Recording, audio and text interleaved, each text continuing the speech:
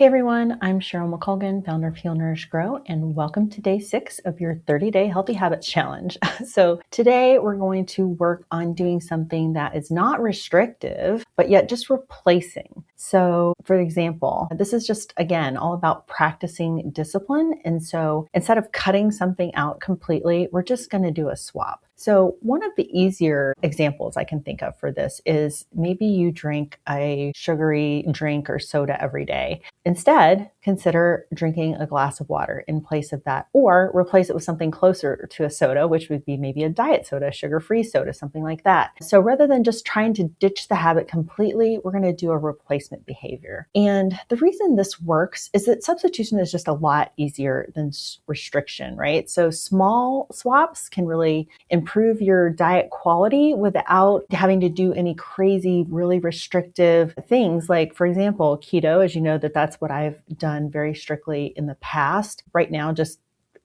so you know, I would still say I'm low carb, but I have kind of changed the way that I have been eating over the last year because I've started strength training a lot more, and I did a bodybuilding competition. And so my diet looked a little bit different than it has for the past 7 years, but I'm definitely still low carb and go in and out of ketosis at times still, but much more carbs in my life, right? So that's the example, is that when you do something like keto and you go all in at the beginning, you're really doing a lot of restriction. But instead, can you replace those? And that's really what it looks like for a healthy diet, no matter what kind of style of eating you choose, whether it's just eating more whole foods or eating less sugar, whatever it is for you, making those adjustments in a sense that you're replacing something rather than restricting it is a lot easier. So in the idea of like the keto diet, one of the things, like, so for example, carbs, let's say potatoes. Well, instead of just getting rid of potatoes altogether, maybe you replace it with something else that's lower carb, like cauliflower. Cauliflower's the solution for everything, right? So it's just a replacement thing. And it also just creates better adherence, because if you try to cut everything out at once, and that's really, again, what this whole challenge is all about, is that year after year, when I've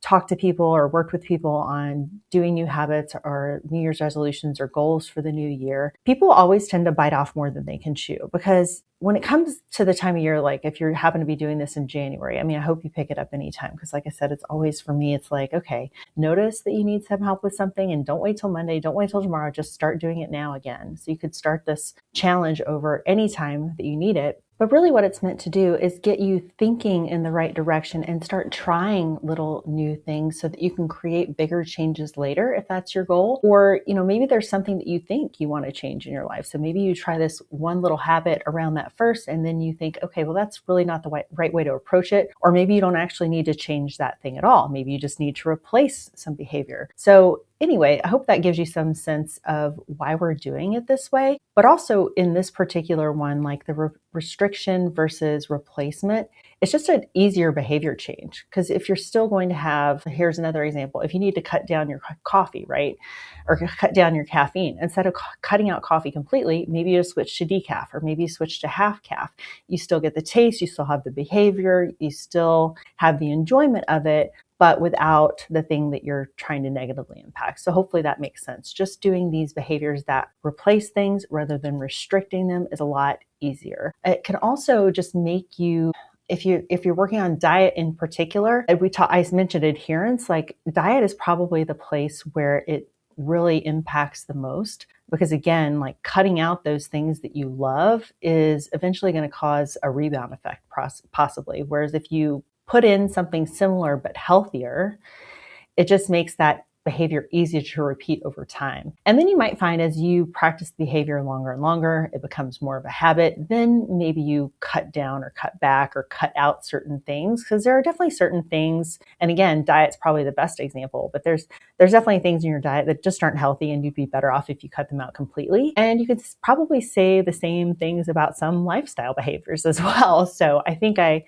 may or may not have mentioned earlier in the challenge that, another thing that people like to look at this time of year tends to be behaviors around alcohol. And I, in the past, had interviewed Ian, who's the founder of Sunnyside, and he had reached out to me because they're doing something this month. So their app is available year round. And it's actually a really cool app because it's kind of on the same vein. It's not totally taking the behavior away, or it's not restricting. It's just asking you to be more mindful and track things. And as you track things and become more mindful, sometimes your behavior changes automatically. And so around alcohol, they're not saying don't drink at all, but they're just saying be more mindful and maybe eventually, do replacements, do mocktails, do different kinds of beverages, or eventually start cutting back. But it's the tracking and the mindfulness about it and that substitution behavior that makes it really useful. So anyway, I'll make sure that is in the show notes as well, because they are actually offering a totally free January program that you don't even have to put your credit card in for. But anyway, the app is really awesome. And if that's one of your behaviors that you'd like to